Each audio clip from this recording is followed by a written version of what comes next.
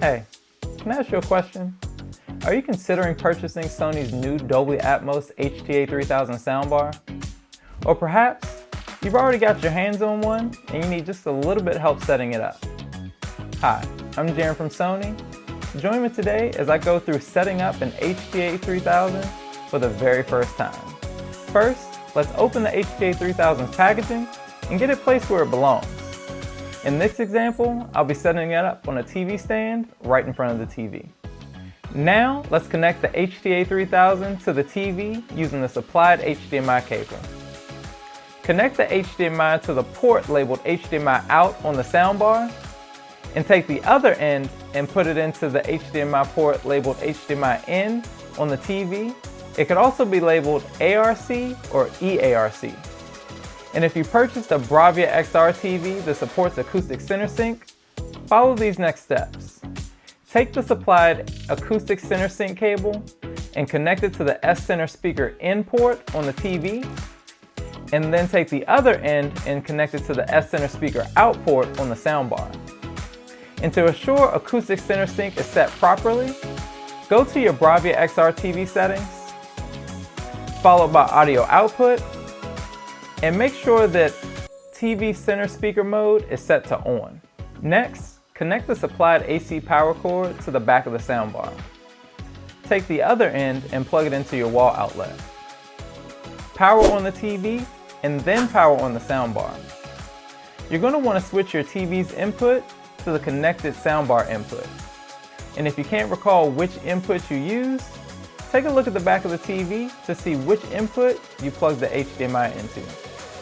When powered on for the first time, the HT-A3000's visual display will show a message of "Hello" as it configures the initial settings.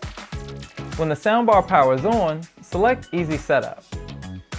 If the soundbar menu does not automatically appear, select the Home button on the soundbar remote to start the Easy Setup.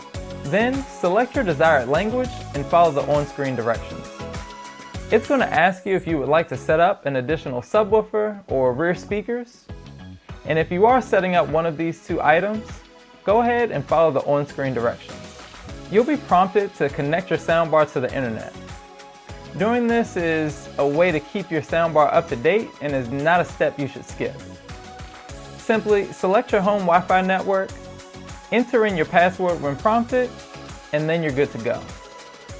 You can also set up the internet through your Apple device using iOS Setup, where you won't have to enter in your Wi-Fi password. Now we want to get the audio to come out of the soundbar versus the TV speakers.